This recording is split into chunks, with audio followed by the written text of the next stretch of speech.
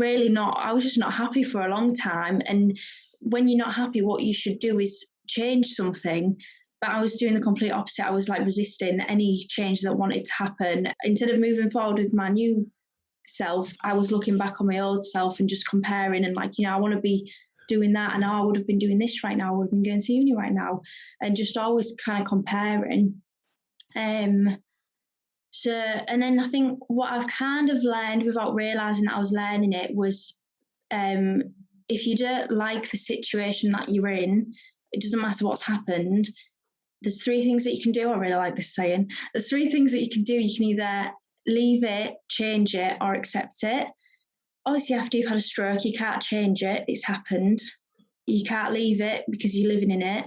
There's only one thing that you can do if you want to move forward, and that's to accept it. This is the Recovery After Stroke podcast with Bill Gassiamis, helping you navigate recovery after stroke.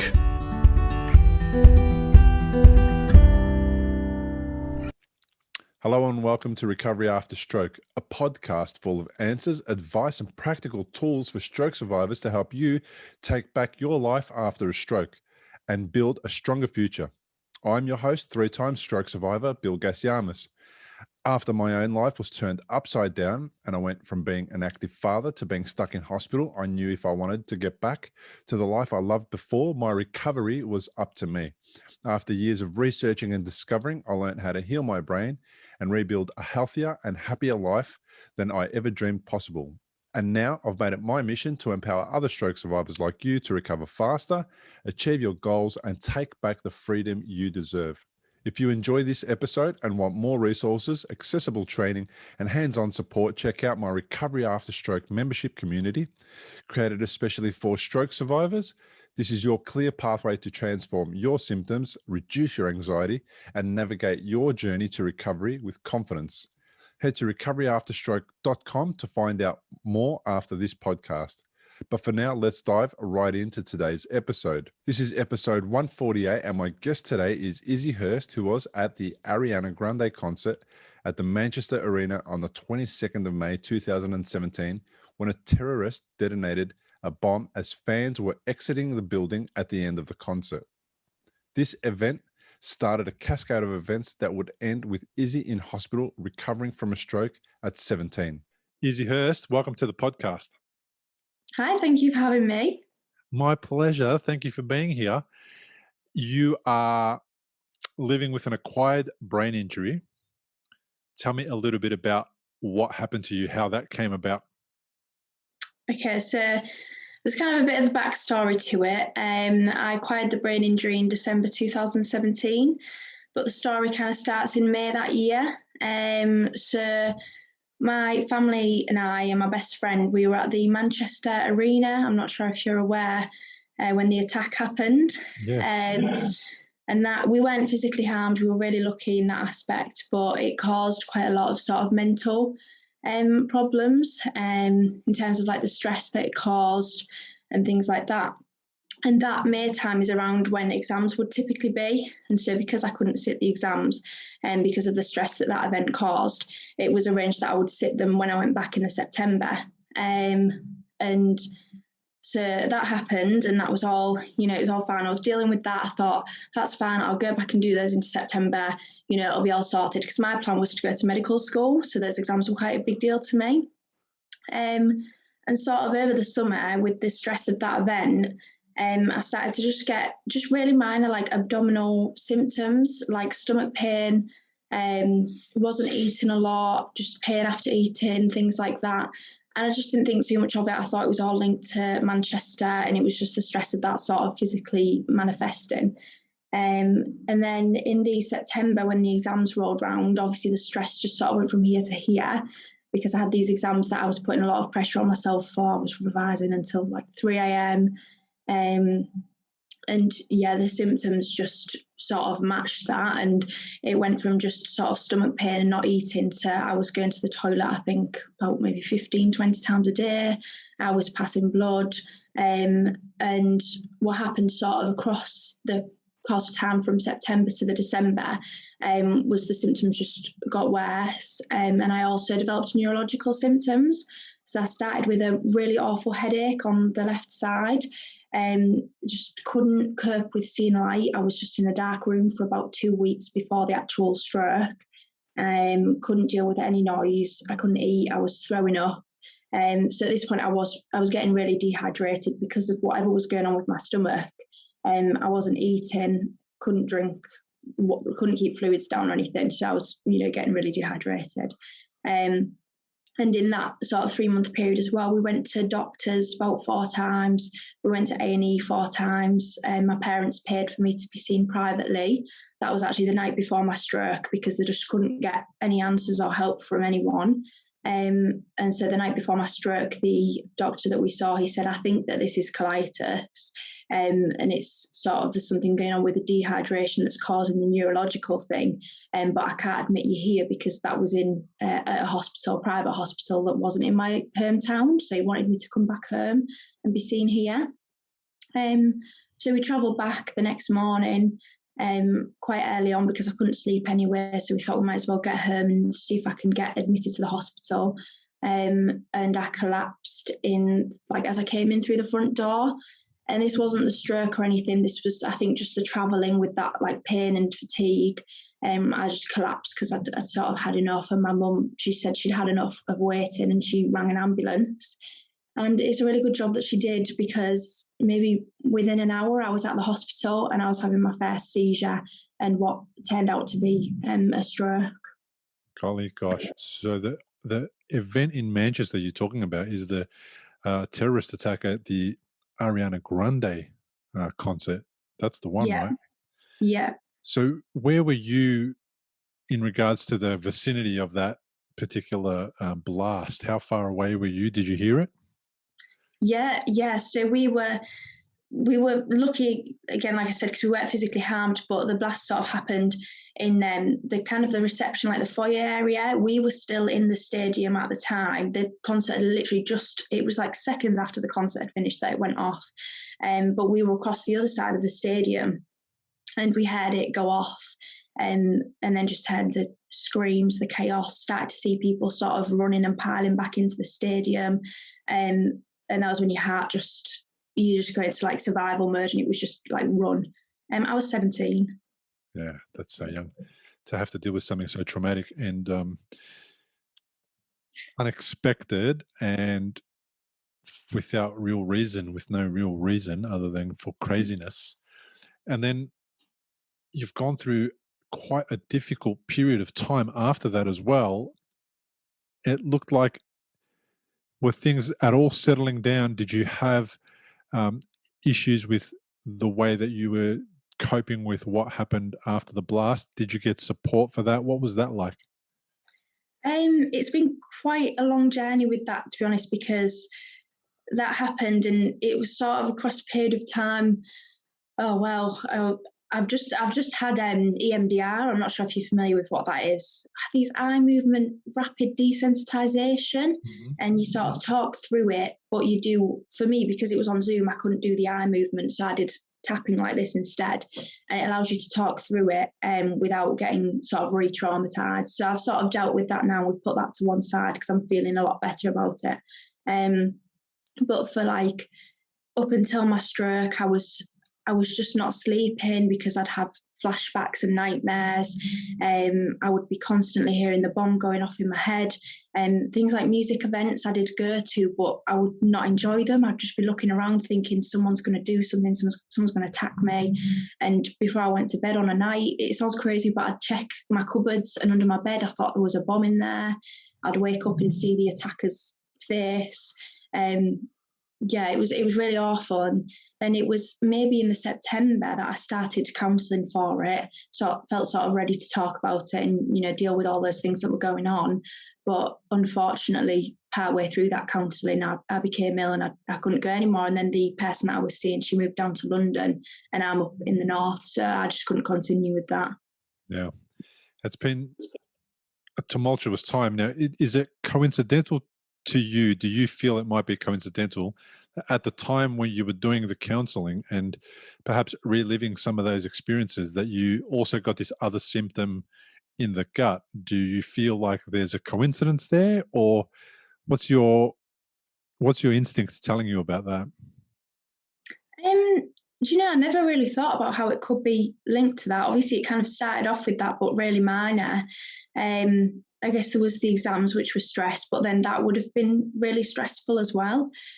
So probably it was just a combination of things. Really, I definitely put the it's ulcerative colitis. I put that down to stress, 100%. Your levels of stress would have been more dramatic than regular stress, in that if you were just studying for your exams, that's a certain level of stress. But if you're dealing with this other incident and then that on top of it, it's pretty understandable that somebody of your age, 17, hasn't got a lot of resources to work out what's going on in their mind, in their body, and to take big action. Not only a 17-year-old hasn't got those resources, most adults don't have those resources. And it's understandable that you would find yourself in this situation. So that led to dehydration, which led to a cerebral venous sinus thrombosis and a hemorrhage. Now, that's a lot of words. Tell me about what that is. Yeah, so what happened is sort of the long time of dehydration, it led to, when I thought of a blood clot in the brain, I always thought of just one small thing taking up a blood vessel. But when I've seen my scans, it was kind of spread all around. And I think that's what a venous sinus thrombosis is. And how that led to the hemorrhage, we think, is that it can cause sort of like a build of pressure and the blood vessels become leaky. So yeah, it was the colitis that ultimately led to the stroke. So how did you present? What were the symptoms? How was it obvious that you were having this neurological event? What was going on? It wasn't that obvious at first, because obviously when I was not in hospital, I just had the headache, and I think because of my age, doctors said, "Oh, it's sinus problems, it's this, it's that." It just wasn't really taken seriously. And then it was when I actually went into hospital, was taken in by ambulance. And at this point, I only had the pain. I had absolutely no other symptoms, but I did start to get pins and needles in my right arm. Didn't think anything of it because I was holding my mum's hand in the ambulance. I thought it was just from holding my hand up. And then I was taken for an x-ray, and it was as I was getting onto the x-ray bed that my right side just went completely heavy. And I was trying to pick my leg up with my hand and move it, and it just felt like a bag of bricks. I was just like, I can't move my leg. And I started screaming out, and I was the only person in the room. Started screaming out, I can't move my leg. It's just as like a movie when I play it back in my head. I just started to like tip off the bed, feel everything hit the floor. I could see the lady sort of running back towards me, and then my head hits the floor and everything just goes black. And when I woke up, what I next remember is being in a room with my parents. And at this point, I couldn't move my right side, but I had no idea because I was just like lying in bed, no idea what's just happened. I was quite happy at this point, I was just like delusional. And I couldn't move my right side. And my mum said I was kind of shuffling around on the bed. She had no clue why. They had no clue I was like paralyzed on my right side. I had no clue. It wasn't, I guess, until I maybe tried to have a drink of water or something that we actually realised what was going on. Golly. What a crazy time for everybody, especially you. What's it like when you wake up and you realise what's going on and what had happened to you? When was the first time you knew that what had happened to you was quite serious, and now there's a recovery that you're going to have to start and go on? Or what was that like? What's that all about? It's really weird because that first day, I think my auntie and my sister came to see me, and I couldn't move this side, but I started to get movement in my fingers and toes, and I just was kind of like accepting it. Like I wasn't questioning why can I not move. I was just like, oh, I can't, but look how good this is that I can move these. And then the next day I woke up and I was completely paralysed again. And that was when sort of the longer recovery started. But I don't think there was a single point that I thought, at that point anyway, that I was like, oh, this is worrying, I can't move. I just sort of did what they told me to do and went with it, and I just didn't really question it, which is weird looking back because I was definitely frightened, but I think I was more frightened about the fact I had something going on with my head and I could go at any second than I was about the paralysis. If you've had a stroke and you're in recovery, you'll know what a scary and confusing time it can be. You're likely to have a lot of questions going through your mind. Like, how long will it take to recover? Will I actually recover? What things should I avoid in case I make matters worse? Doctors will explain things, but obviously you've never had a stroke before. You probably don't know what questions to ask. If this is you, you may be missing out on doing things that could help speed up your recovery. If you're finding yourself in that situation, stop worrying and head to recoveryafterstroke.com, where you can download a guide that will help you. It's called 7 Questions to Ask Your Doctor About Your Stroke. These 7 questions are the ones Bill wished he'd asked when he was recovering from a stroke. They'll not only help you better understand your condition, they'll help you take a more active role in your recovery. Head to the website now, recoveryafterstroke.com, and download the guide. It's free. Not overthinking it by the sound of things. You were just going with it. Yeah. Which is weird because I should have been more worried than I was, definitely. That side for me came more when I came out of hospital and looked back and realised how different my future was going to be. Because I think when I was in hospital, I couldn't quite comprehend it. I thought, I'll stay here, I'll do what they tell me to do, I'll get out, and then I'll be back to normal. Mm-hmm. That was what I thought. Yeah. And how long has it been since you were, quote unquote, back to normal? Well, I mean, I came out of hospital and I could walk with aids and I was using a wheelchair for longer distances, but back to normal, I think I've realised it doesn't happen. Yeah, there isn't really a normal after a stroke, is there? There's just dealing with whatever you've been left with and then constantly trying to overcome and get better and better so that you are not impacted so much by the condition that you're left with. But there isn't going back to what it was like before that. It just doesn't seem to happen for anybody that I've met. It improves and symptoms get less, and sometimes for some people they ease off and they're not so debilitating. But most people that I've spoken to about stroke still say to me that, after 10, 15, 20, 30 years, they still consider themselves a stroke survivor and they're still recovering from it or trying to overcome an aspect of it. And a lot of people go back to living full and normal lives. But your life was put on hold, literally, because of this episode. How did you go at your exams? Did you manage to get through your exams before the stroke or not? I think, yeah, I did. I sat them. Obviously, I was really ill when I did sit them. Cannot remember how I did at all. Probably not very well. And then what happened when I came out of hospital? Well, one of the first days I was in hospital, I said to my sister, can you get me my books and things? Because I need to start revising. I've got exams coming up. And then it was when I came out of hospital and I went to a local brain recovery charity, and they said to me, no, you're not doing any exams or any hard cognitive work for at least 6 months. And so that was when I realised I was going to have to take that year off college and go back the next year. And so that was what I did. And I did sit them in the end. I sat them in 2019. So it was a year after I would have sat them.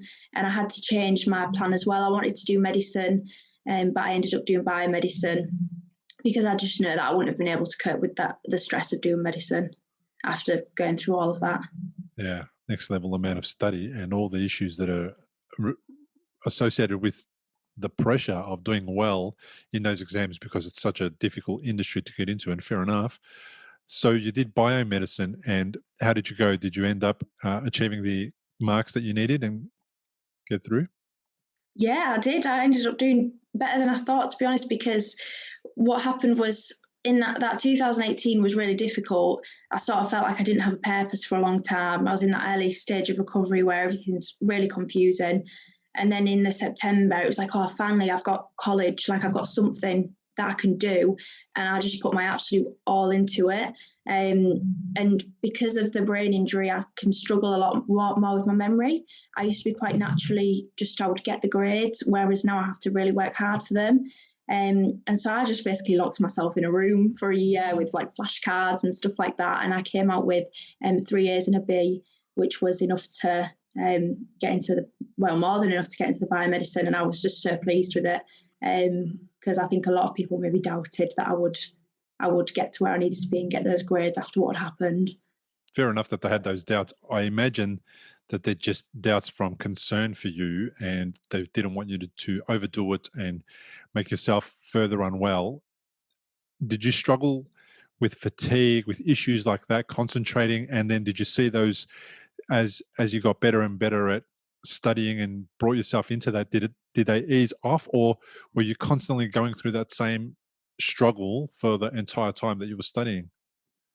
I think for me, the fatigue was definitely at its worst when I was in hospital, and then coming out like that first 6 months, which is why I'm really glad now that they told me not to do anything for 6 months, because I feel like it gave my brain a lot of chance to heal. Because when I first came up hospital, I would have, say, like a warfarin appointment or just like a 10-minute appointment, and go in there, waking up, getting dressed, having a shower, go in there in the car, having the appointment. I'd be asleep in the car on the way home, and I would sleep most of the day. I would have so many naps, and it became normal after a while just to sort of schedule in these naps, not to do too much in a day. And then, like, over the past 3.5 years, I've just sort of built up my sort of seen where my tolerance is. And then when I found it, I just stick there, because I think I used to try and fight it a lot, because obviously I'm young, my friends are going out and I want to be doing all those things, and I can do those things, just not to the amount that they also do them, because it would just end badly, basically. I love that, what you said about you've discovered your tolerance and you go there and then you don't go beyond it. That's a really smart thing to do, because there's no point going beyond it. I used to find myself, when I'd go beyond my tolerance, the next day would be terrible. It would be a write-off, which meant that I kind of had fun and then I would regret it the next day and maybe the day after that. And then it wasn't worth going through the pushing through the tolerance and then dealing with the aftermath. So at the beginning, I very rarely did I go out beyond, say, 10 or 11 o'clock, and I just couldn't. I was falling asleep on the couch. I could feel, wherever we were, for example, even if we were at dinner, I could feel my left side really starting to ache and hurt, and it would be really difficult to walk. So I would wind up my wife as soon as we could to get home so that I could rest. And that meant that I had to say to people, look, I'm going home early, and they just had to deal with it. Not that they were giving me a hard time for leaving early, but you could tell they wanted us to be there, and Yeah. we couldn't be there, and we just couldn't explain it in any other way other than I'm really tired and I've got to go home and rest. So that's what we did as well. And to be honest, it's not what I would expect from a younger person like you. Now, I sound like an old man, but most younger teenage people, and if I remember back, in my time, there wouldn't have been almost anything stop me from doing the things that I had to do, go out with my friends, catch up and do all that type of thing. And one of the things I think I would not have done was stop drinking alcohol. Did you find yourself drinking alcohol, or did you stop? What was that experience like? So I wasn't allowed to drink alcohol for 2 years, and I just turned 18 about a month after my stroke. So that means we're allowed to sort of go out to nightclubs and stuff here and drink. And I didn't drink. I stuck to that. I don't think I drank until maybe I think I drank on the results day when I got my exam results, and then I started drinking when I went to uni, which was about 2 years after. And that was just because I was just terrified of something happening again. I didn't want to put anything going on up here at risk. And so, yeah, so I did stick to it, minus about maybe 2 months. Yeah. And then how did you feel afterwards? Did alcohol cause any issues, any concerns about that you might be triggering something off in your head? Because I know that when I drink now, even nearly 9 years out, it makes me feel like I'm having another stroke. Like the left side goes numb again, and it's no fun. I can't stand properly. I can't walk properly. So there's no point in really doing it. And if I do, I'll make sure that it's at dinner with a meal, and it's maybe one drink over many hours. Yeah. What's it like for you when you drink? It really depends on the environment. But at first, it definitely did cause a lot of problems. So it was when I started going to uni, obviously typical uni student, drinking, no sleep, and just trying to keep up with everyone because I'd waited for this for so long, like an extra year to go to uni. I wanted it to be the experience that I had in my head. And so I was going out and drinking, keeping up with all these new people that I'd met. But then there was a couple of times when I'd get home and I had no recollection. It wasn't that I was drunk because I didn't need to drink a lot. I don't know about you, but I always feel a bit drunk anyway. After my stroke. Everything's always a bit thingy anyway. So I didn't necessarily drink a lot, but it would cause what we thought were actually more seizures, because I would just kind of wake up somewhere and be like, how, sort of like as if I'd passed out or something, and have like the headache, which fair enough, people say it could have been a hangover, but I feel like, you have that like feeling or something has happened here. And so we spoke to the neurologist about it, and he said the things that are probably triggering your seizures is lack of sleep, the alcohol, sort of together especially, they're going to be really bad for you. Like different people have different triggers, and that was what they were for me. So now I just really watch it. I think obviously nightclubs have not been open here, but when they do open, I'll just be careful with the amount I drink and make sure I'm going out with people that know me and can watch out for sort of signs of anything happening. Yeah, good move. I always also feel kind of drunk all the time, and that impacts my balance and it impacts all sorts of things. And then as a result of that, drinking makes it next level. And I'm a cheap date, I'm just a one drink wonder. Yeah. What was the hardest thing for you to go through after the stroke? Because I imagine at your age, not only are you putting your life on hold, but there's a lot of other things going on in your mind. Did you do the whole, oh my God, this could be it? Have you contemplated that, or is that something that's not in your head? What has been the hardest thing for you?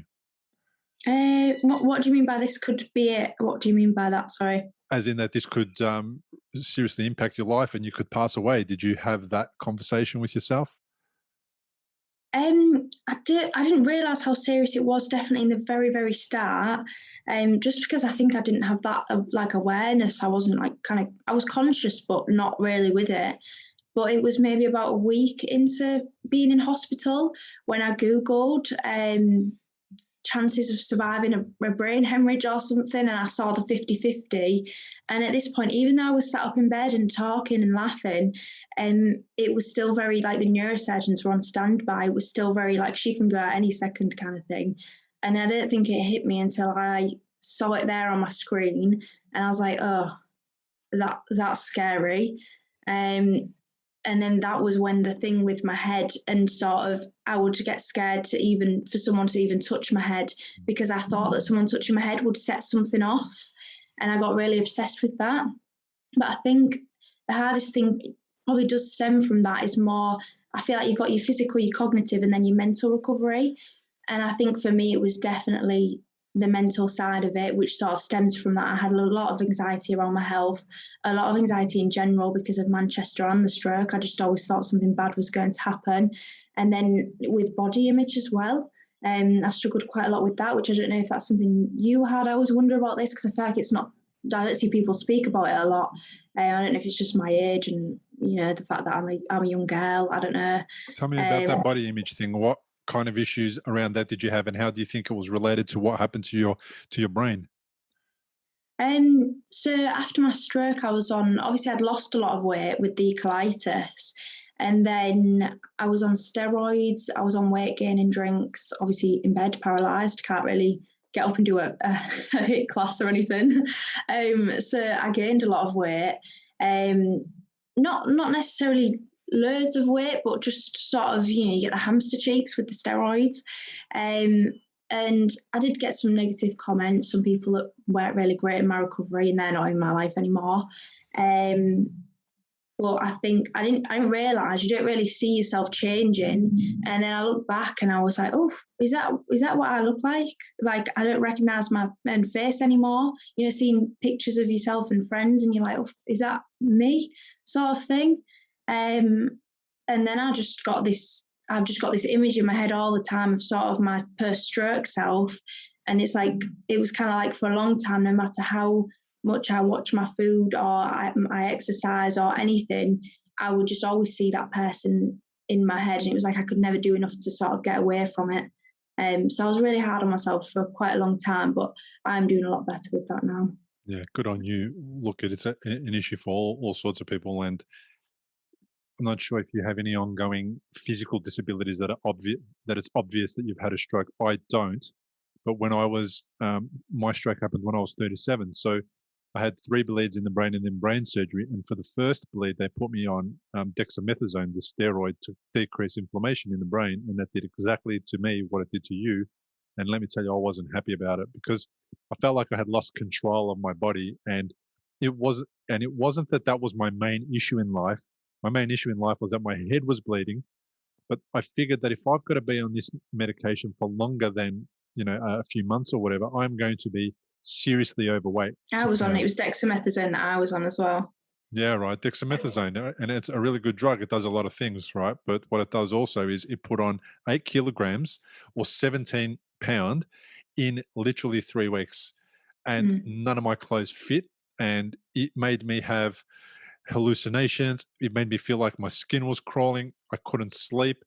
It made me eat 24 hours a day, 7 days a week. I could not stop eating. And it was a very difficult day one day when I went to buy new clothes, new t-shirts and everything. And none of my clothes fit. Literally in 3 weeks, I had to go buy new clothes. It was such a devastating experience.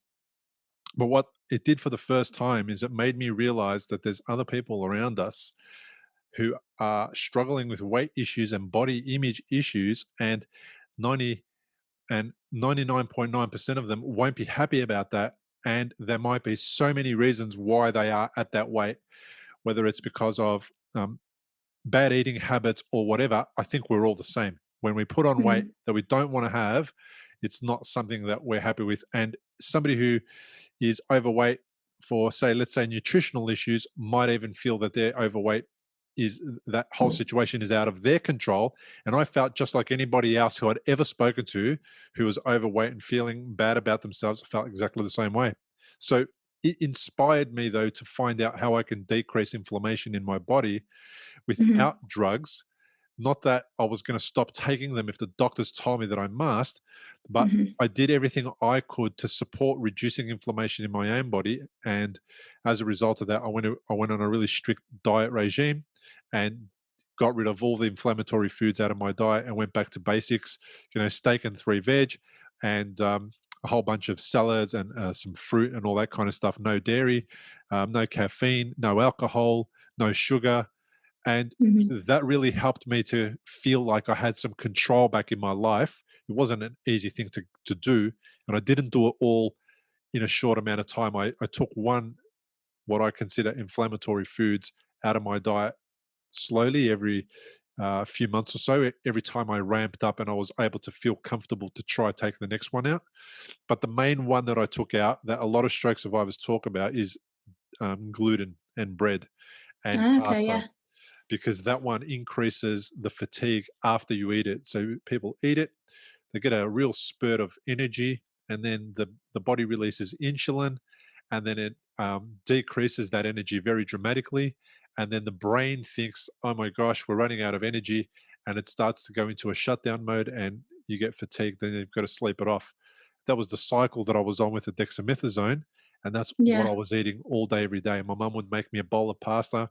My wife would be making me pasta. Everybody would be making pasta. And I'd be eating maybe 4,000 calories a day, where before I was eating less than 2,000 a day. So absolutely, I understand how you experienced body image issues. And yes, it's partly tied to your age at the time, of course, right? But like I said to you, every person that I've spoken to who's had a stroke, who has a physical disability, has now had that issue. And many stroke survivors who I've interviewed on the podcast will say, I wondered, what's my partner going to think of me now that I look like this? Or what are other people going to say? And it's a terrible place to have to find yourself. But what I feel like is if other people are judging you for that, it says more about them than it says about you. It means that they can't grasp the concept of not being well, and they're lucky that they haven't got to that point yet. Yeah. So you learned some lessons really on in life, and it, I, I don't, I wish you didn't have to learn them like that, but it sounds like you had no choice, did you? No. And it's weird to say because I'm not glad that the stroke happened, but because I do always wonder what I would have been like if it hadn't have happened and what life would have been like. But I am really grateful for all the things that I've learned because I do think I'm a better person for it. Not for the stroke, because for a long time that put me in just a really bad place mentally, and I was feeling just sorry for myself, stuck in the same place, not moving forward. But then when I finally kind of accepted it and I did start to learn and grow, that was when I do think I've become a better person for it. Yeah, Yeah. definitely. Yeah, I say the same thing, and I've got to that point where 9 years out, and before that, I say, that stroke's the best thing that ever happened to me, and people Yeah, can't. wow. Some can't reconcile that, and I understand when people can't understand how somebody could say that, but it is. I live Mm. with physical disability that you can't see every day. My left side is weak and numb, and it bothers me, and uh, my balance is an issue, and my fatigue catches up with me sometimes. It's the best thing that ever happened to me. I was a complete moron before the stroke, and I'm not talking about my personality. I'm not talking about how I treated people and how I behaved. I mostly was a good guy, but I was stupid. I had no idea what life was about, even at 37. And Yeah, I've had to I've had to go on this crash course to study, to work out what the hell am I doing? What's the point of life? What am I here for? What am I trying to achieve? And I'm yet to answer all the questions, but I'm well on the way to understanding that it's not really about me. This whole life thing, it's mm, about other people. It's about making a difference. It's about sharing experiences. It's about teaching other people what it is that we know that's important, that's going to help them if they are so interested to find out. mhm. And it's also about being the best version of yourself that you can be, and constantly strive for that. Constantly strive to be better than I was yesterday. And Yeah. that was not me, the guy that I wasn't that guy at 37. I had no idea who I was. And Mm. I've learned a lot. So that's why I do the podcast now. And it's helped me find my purpose, which is a real thing that people struggle with after stroke. It's like, what's the point of life? What is my purpose? And it didn't come to me day one when I woke up. It took me 3 or 4 years to struggle through that, and it didn't even come to me after I started the podcast. It came to me well after that, when I realized the podcast is making a difference and helping people. It's kind of like, oh my gosh, this might have something to do with my purpose, why I'm on this planet, and Yeah. how the podcast is making a difference. So that's kind of what I got out of it. Now, you spoke about that too a little earlier. You felt like at the beginning of the recovery there was no purpose. Have you shifted? Do you have a purpose? Are you kind of finding it? What and it's okay if you don't, but it's be lovely to hear what a young person's purpose in life might be. Yeah, 1,000,000%. I think I've found maybe not it the purpose, but I've found reasons, purposes since then.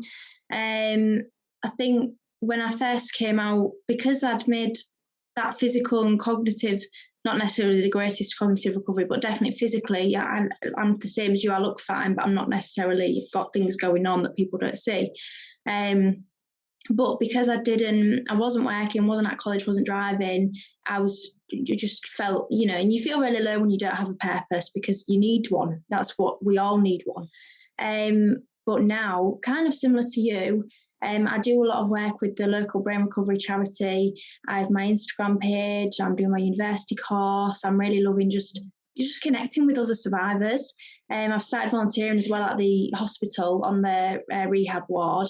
Literally only done one shift so far, but I really enjoyed that. And I think obviously it's great because in the future that's what I want to go into, is working in a hospital. But I think obviously I wanted to be a doctor before, I didn't really know why I wanted to be a doctor. I didn't have reasons why. It was what I wanted to do.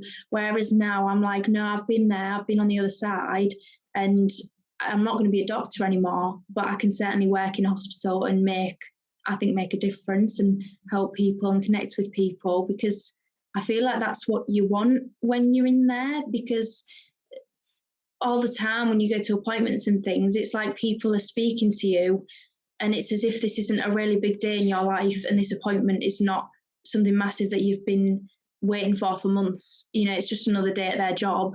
Whereas I'd love to be able to sort of connect with people in the future and make them feel like you're being like listened to, and I understand these symptoms that you're going through and I understand that it's impacting your life. Do you know what I mean?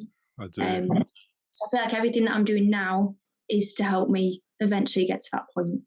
Yeah, it's weird to say this, but there's nothing better than another doctor who's had a stroke, because they're the only people who get it, and there's few of them, and I understand that, and I wish there was none, to be honest. But when you go into a hospital and you deal with somebody who's been on the other side and understands, that makes just a massive difference. The way that they go about explaining things, the way that they go about understanding what you're struggling with. So it's really amazing to see that. One of the people who I looked at for some information and trying to get a better understanding of what was going on in the medical fraternity that have had of people who are helping stroke survivors was a gentleman who I interviewed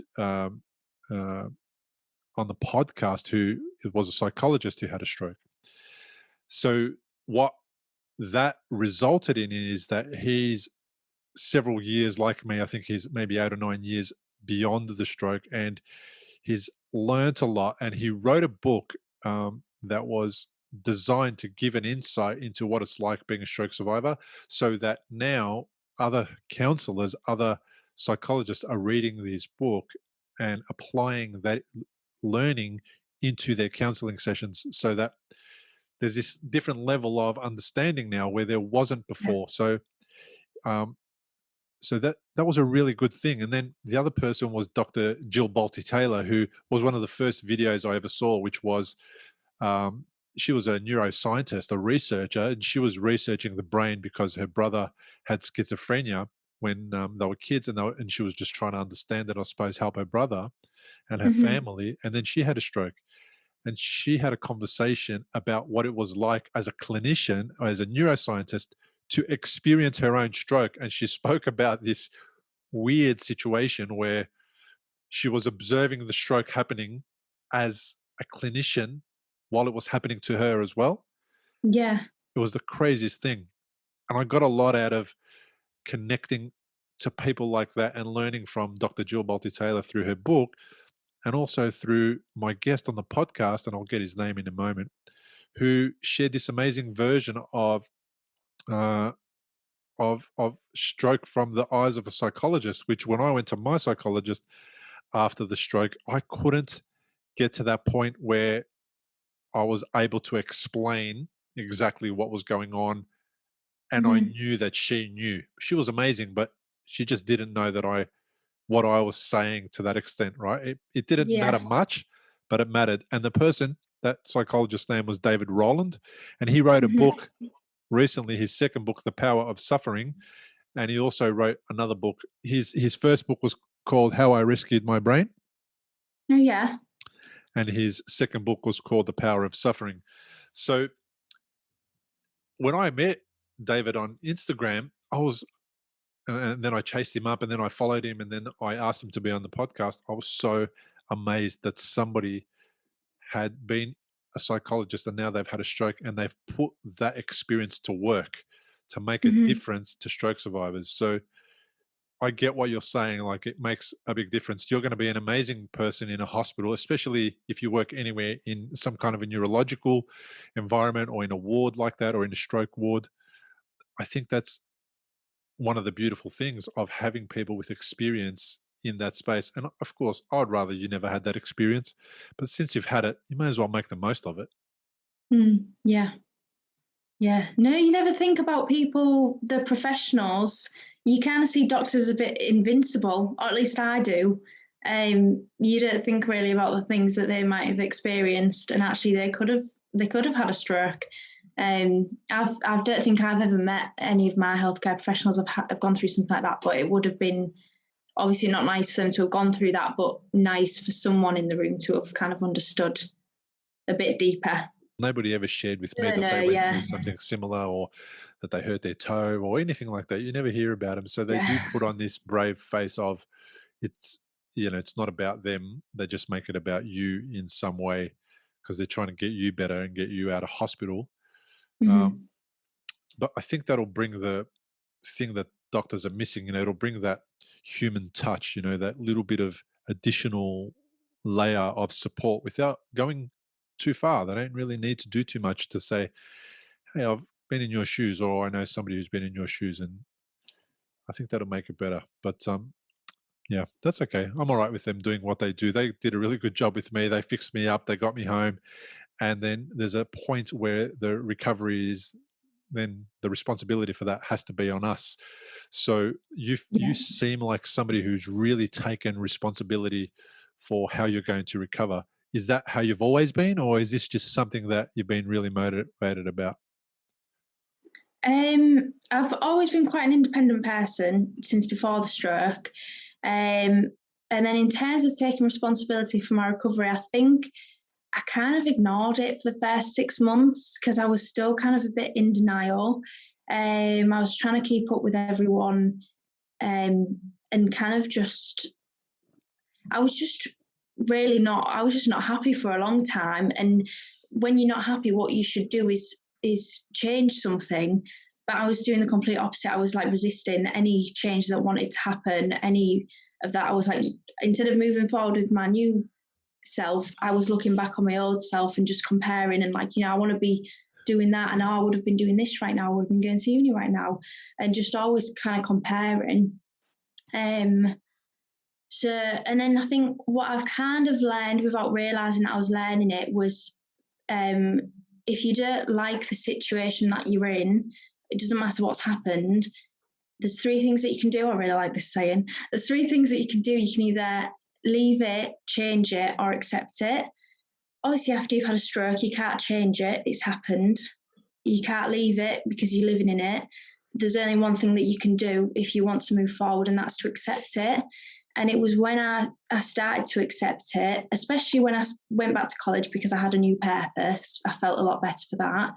And then especially in the past 6 months only, and when I've started doing the therapy and stuff, and I really started to accept it, that sometimes we're not going to get all the answers and these things just happen. And if I can't change it, I can't leave it. I'm in it. So I might as well stick with it and do the best I can. And it was when that kind of clicked that I started to really take responsibility and be like, these are the deficits I have. I'm going to have them, but I can at least maximize my own potential and do what I can with them. Do you know what I mean? So yeah, I completely get it, because I think I accepted it like right at the beginning. When I woke up from surgery and I couldn't walk, I didn't know if I could walk again. I didn't know if I was going to be able to walk again. I had no idea what that was going to end up looking like, but I just accepted everything. I just didn't like it. I wasn't happy about it. I wasn't keen on being there and trying to learn how to walk again, but I just accepted it. And I felt like that eased my mind to a point. It decreased some of the stress, and therefore it allowed me to put my energy into other things like recovery and like actually walking as best as I could. I just didn't do the whole, I didn't do the why me at all. I never ever did the why me. I just got on with the job. And I suppose I've done the why me from time to time in the past on other things, but I've never done it with this. And one of my coaches, anyway, maybe it's because up until 37, I had been going to counseling since about the age of 25, and I'd been going to coaching and all sorts of things. There's definitely a lot of things I wasn't happy about. And that's that thing I was talking about earlier. Like, I wasn't completely satisfied with my life, but I wasn't smart enough to understand what to do different. I didn't do that thing that you said, which was change something and do something different. I did the same thing, whinged about it forever, hated it forever, but I didn't really achieve anything. And one of my coaches actually says, and I'm sure this is some super guru that says this somewhere. She said, what you resist persists. And I resisted everything up until that point, and it persisted. All the things I resisted change, and change was telling me, man, you've got to change something. You have to do something different. If you don't do something different, you're going to suffer and struggle with this, and it's going to annoy you for the rest of your life. But no matter how much it told me, I didn't want to hear it, right? And I Hmm. get that from a lot of the people that I coach at the moment. Some of the people that I coach struggle with acceptance. And one of my one of the stroke survivors I'm coaching at the moment said this. I won't reveal his name and I won't reveal any of the other issues, but the challenge that he has is with his leg, similar to my leg, but his leg feels numb in just one position, in just one part of his leg. Okay, so it's Hmm. not his entire leg, and it feels strange when he runs. So I totally understand what that's like. And in one of his comments, he said that he refuses to have it feel like that for the rest of his life. Hmm. And he hasn't come to terms with the fact that it's not up to him as to whether it feels like that for the rest of his life. It just may feel like that for the rest of his life. And he's struggling to believe that somebody out there can't fix it. And I'm like, Hmm. man, they can't do everything yet. Like, doctors cannot fix everything. However, they did save your life. Yeah. And that's a pretty big deal. Yeah. And you would think that that's a blessing. And I'm not saying that this person doesn't sometimes go to that place where he's blessed, but he's definitely putting a lot more time into the feeling in his foot. He was somebody who was up and about much sooner than most people I've ever heard, and Hmm. and and sometimes he just struggles to go through that place. And I feel like the more he stays there, and it's his journey, I'm just there to guide him and support him. It's his journey, but the longer he stays there, the more he's going to struggle, the more he's going to waste energy on this part of his recovery, and the less he's going to be able to focus on things that are more important, because I'm sure there are things that are more important than his foot. Yeah. Yeah. It's with what you've said about the things that, like the blessings, and then I guess there's the things that we don't like and we don't want to accept. There kind of is a scale, and I guess maybe early on in recovery, you've got a lot on this side and not a lot on this side. So it's kind of like this, and as you go through, you need to be grateful for more. And these things you realize you can't change, and it one day it tips, and that's just the point that you kind of want every survivor to get to. If you could get all the stroke survivors to get to that point where they tip over to that point of more gratitude than anger, more gratitude than resentment, more gratitude than comparing, that certainly does help. And there's a time for anger, absolutely. There's a time for comparing. There's a time for all those things. I think you have to go through every part of the recovery. It's just how long do you want to stay there? It's the way that I saw it. I didn't really want to stay in those unproductive places for too long, because I, at 37, realized that life can be very short, which meant that Mhm. I might be spending the rest of my life doing all that junk and not living my life. And then also, what kind of an example am I setting for my kids, who hopefully won't go through anything serious or dramatic for a long time? But if they do, and the only example that they've got to go on is somebody who's angry and mad and resentful all the time, well, then how is that going to support them Yeah. uh, in having an alternate view? So yeah, it's a really interesting conversation. It's really interesting to have this conversation with somebody who was 17 at the time of their stroke and is now 21, and you're talking with somebody with a lot more wisdom than most other 17 and 21-year-olds, of course. Do you know what I mean? They haven't been where you've been, and they don't have that kind of wisdom, and that's kind of a good thing. But there's also something lovely when I hear you talk with such, I'm not sure what the word is. It's wisdom. It's definitely wisdom. Oh. I don't know if I'd say I'm wise for a 21-year-old, but that's really nice. Thank you. Your Yeah, I hope wise is, I've learned some things at least. I'm still learning. yeah, we all are, but you are wise. You're wise in that aspect of life. I'm not saying that you're, the epitome The of never Dalai making a Lama or mistake. something. Yeah. Yeah. No, no. But you're on your way. Yeah. Not quite yet. But you're on your way. So what's it like how's the rest of the family coping with all of this? Do you have siblings, mum and dad? Like, what's all that like? Yeah, so when I was in hospital, so my kind of close family, immediate family, was my mum, dad, my sister, and my auntie came to the hospital a lot. She's always one of the first people kind of on hand if something happens. But kind of every day at the hospital, my mum would stay from morning till night, and my dad would stay morning till night. My mum would be there for me all through the night. So they really didn't see each other for, it was about a month I was in hospital, and they would just kind of pass each other.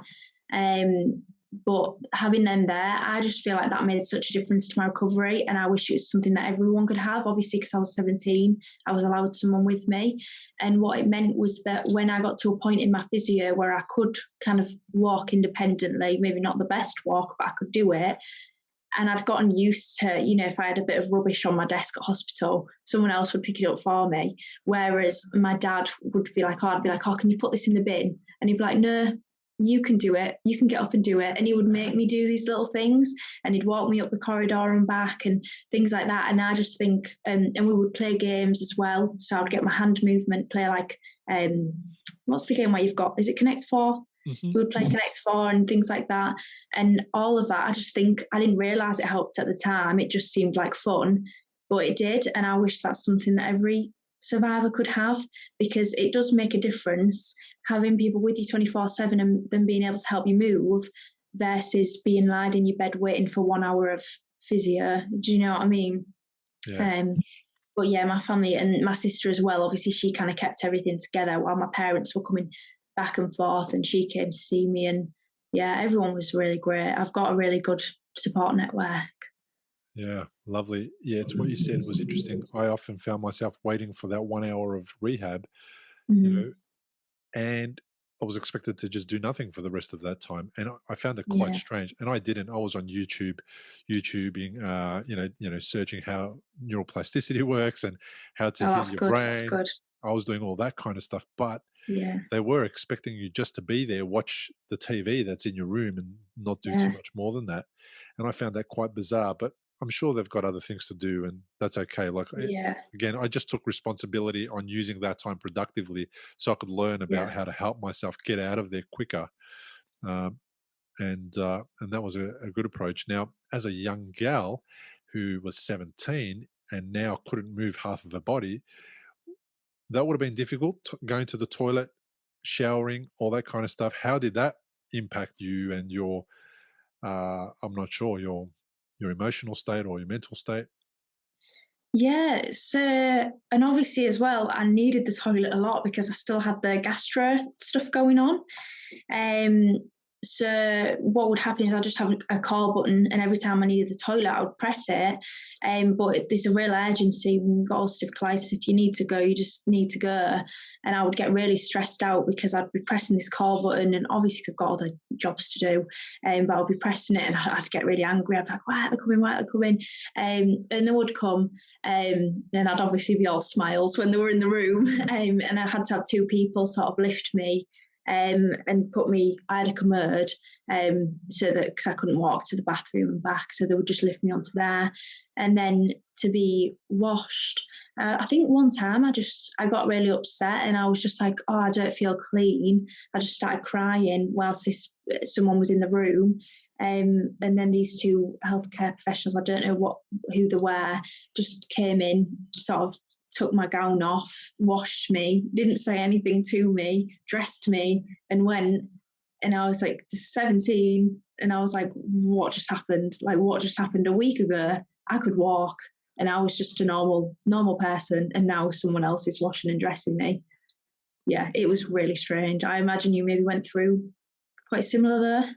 So going to the toilet, I remember straight out of surgery, I was lying waiting to go to rehab. So there was about 3 or 4 day delay before I went to a rehab facility, Mm-hmm. and I was waiting.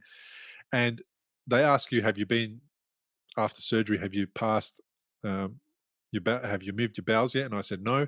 And I think it was day 2 or something like that. And what they do is they give you a laxative, and they give you a laxative day 1, and it hasn't happened. Nothing's happened. They give you a Okay. laxative day 2, and nothing's happened. and then you've got this buildup of stuff, and you've got a buildup of laxative, and then it happened, and I was sitting in the chair, realizing in my bed, realizing I've got to get to the toilet right now, and I did exactly what you did. I pressed the button, nobody was coming, and I Oh, couldn't use my left side, but the wheelchair was next to my bed, and I dragged myself off my bed. I dragged myself into the wheelchair, which was dangerous, but whatever.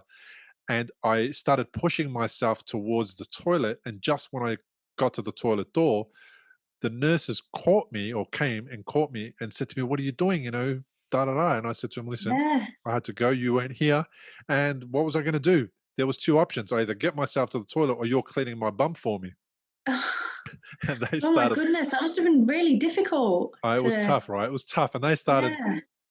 kind of laughing, and also they said they appreciated the fact that I thought of them, which had nothing to do with them. Of course, I didn't want that to be in that situation at all.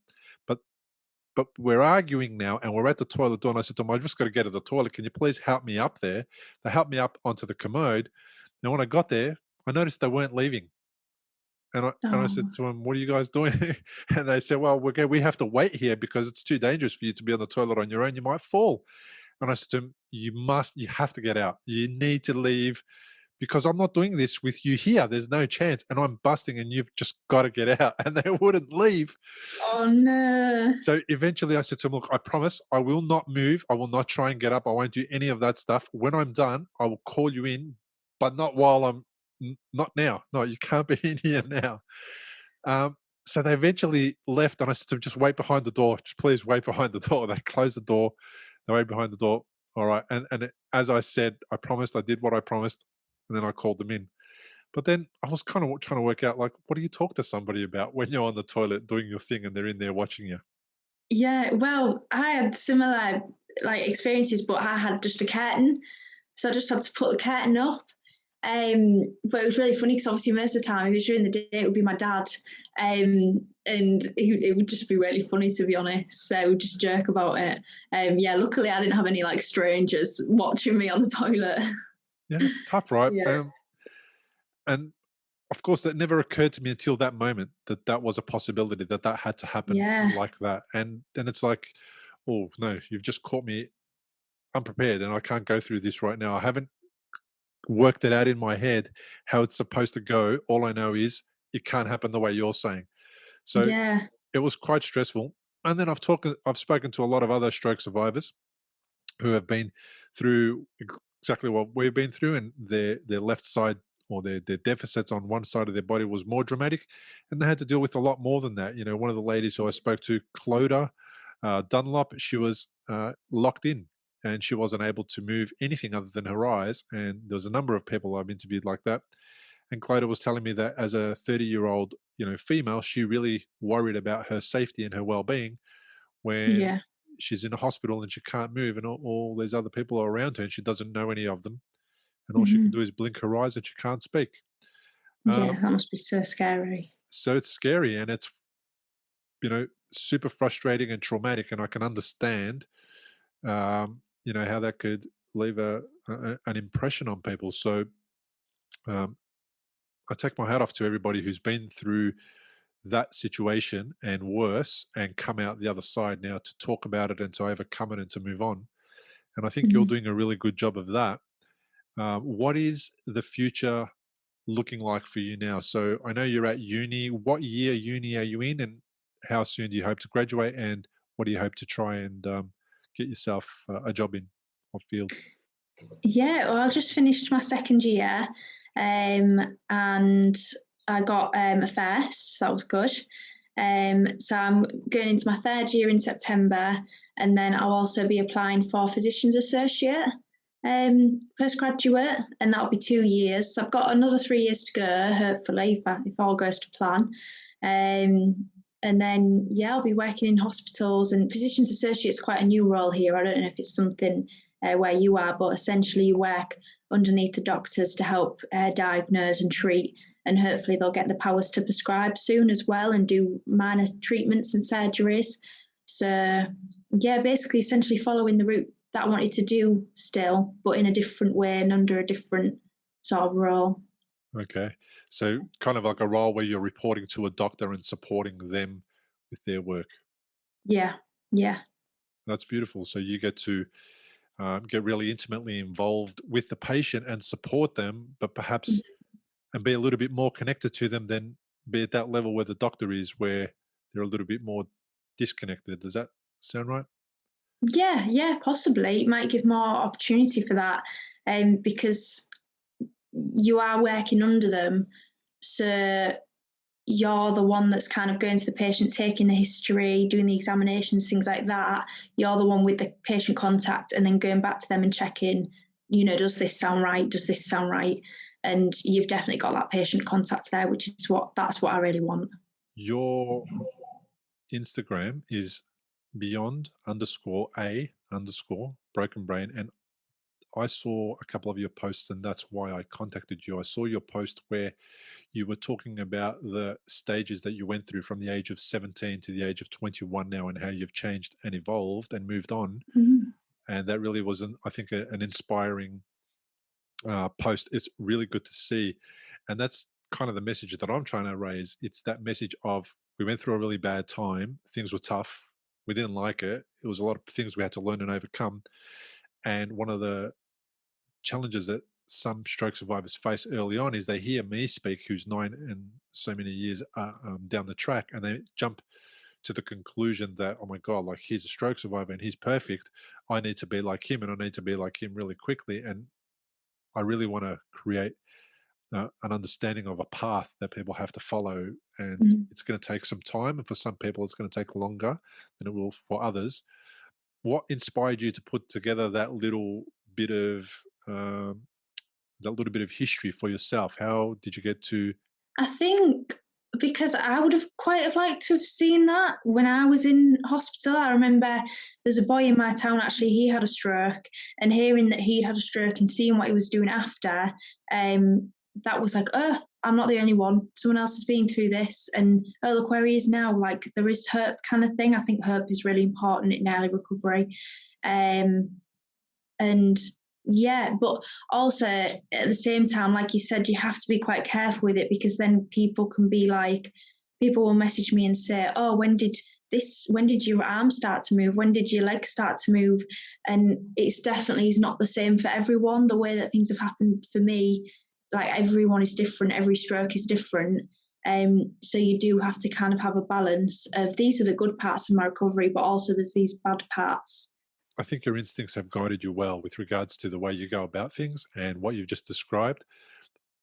Did it serve as a bit of a reminder to you as well as to how far you've come? Did you look back on that and go, "Wow, actually, I've come quite a long way"? Yeah, definitely. I do like to look back. I have quite a few videos from when I was in hospital. And if I ever am feeling sort of doubting myself a bit or anything like that, I'll look back and I'll just remind myself, like, no, actually, you're doing really well. Do you know what I mean? Yeah, I love it. Most of what you're going to experience from now on is just general life. So the stroke survivors tend to have this thing, and I'm generalizing. So if you're a stroke survivor and you're watching or listening, and this is not about you, that's perfectly fine. But they tend to have this thing that, what they're going through is um, unfamiliar. Perhaps it's got to do with the stroke, but it's most of the time it's really not. What I feel like is most people who are struggling with life, emotional problems, mental issues, all those issues tend to be there before the stroke, and the stroke Mhm. kind of makes it a little bit more heightened, or it makes it a little bit more obvious because stroke has its own complications. So I think my message to you is that what you're going to experience from now on is life, just general life. You have your ups, you have Mhm. your downs, you have your good days, you have your bad days. But if you can have the attitude that you have, which is to look back and then try and ask yourself, what's good about this, or what can I learn from this, or how can I grow from this? That's going to really support you. And if you're in a tough time and you're feeling low, ask for help. And at the same time, when you're in a tough time and you're feeling low, just know that it most likely will pass. Allow Mhm. yourself to experience all the range of emotions because they're really important. All the emotions are telling you something, they are giving you information, and you have to pay attention to that information and do something about that. when you're feeling unwell, that's information, that's feedback. Something is not going right, and you need to pay attention to something, and you need to take some action on something. Does that resonate? Does that ring a bell? Yeah, yeah, I think because especially with the colitis that's ongoing, and I can tell if I'm letting myself get stressed out or upset about something, that'll be my reminder. So in a weird way, I am grateful to have it because it's like my biological thing that's like, take a step back, what's going on? But sometimes rather than noticing it up here first, like, oh, I'm feeling this way, I'll get problems with my stomach and that'll make me think, oh, is there anything going on at the moment that I need to watch? On that note, thank you so much for being on the podcast. I really appreciate it. And thank you for sharing your story.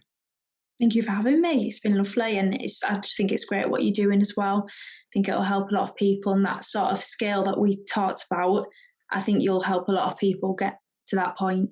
Yeah, I hope so. Thanks so much for joining me on today's Recovery After Stroke podcast. Do you ever wish there was just one place to go for resources, advice, and support in your stroke recovery? Whether you've been navigating your journey for weeks, months, or years, I know firsthand how difficult it can be to get the answers you need. This road is both physically and mentally challenging, from reclaiming your independence to getting back to work to rebuilding your confidence and more. Your symptoms don't follow a rule book, and as soon as you leave the hospital, you no longer have medical professionals on tap. I know for me, it felt as if I was teaching myself a new language from scratch with no native speaker in sight. If this sounds like you, I'm here to tell you that you are not alone, and there is a better way to navigate your recovery and rebuild a fulfilling life that you love. I've created an inclusive, supportive, and accessible community called Recovery After Stroke. This all-in-one support and resource program is designed to help you take your health into your own hands.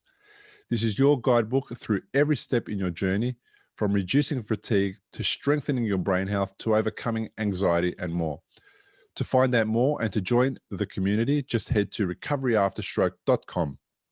See you in the next episode. Importantly, we present many podcasts designed to give you an insight and understanding into the experiences of other individuals. Opinions and treatment protocols discussed during any podcast are the individual's own experience, and we do not necessarily share the same opinion, nor do we recommend any treatment protocol discussed. All content on this website and any linked blog, podcast, or video material controlled this website or content is created and produced for informational purposes only and is largely based on the personal experience of Bill Gassiamas. The content is intended to complement your medical treatment and support healing. It is not intended to be a substitute for professional medical advice and should not be relied on as health advice. The information is general and may not be suitable for your personal injuries, circumstances, or health objectives. Do not use our content as a standalone resource to diagnose, treat, cure, or prevent any disease for therapeutic purposes or as a substitute for the advice of a health professional. Never delay seeking advice or disregard the advice of a medical professional, your doctor, or your rehabilitation program based on our content. If you have any questions or concerns about your health or medical condition, please seek guidance from a doctor or other medical professional. If you are experiencing a health emergency or think you might be, call 000 if in Australia, or your local emergency number immediately for emergency assistance, or go to the nearest hospital emergency department. Medical information changes constantly. While we aim to provide current, quality information in our content, we do not provide any guarantees and assume no legal liability or responsibility for the accuracy, currency, or completeness of the content. If you choose to rely on any information within our content, you do so solely at your own risk. We are careful with links we provide. However, third-party links from our website are followed at your own risk, and we are not responsible for any information you find there.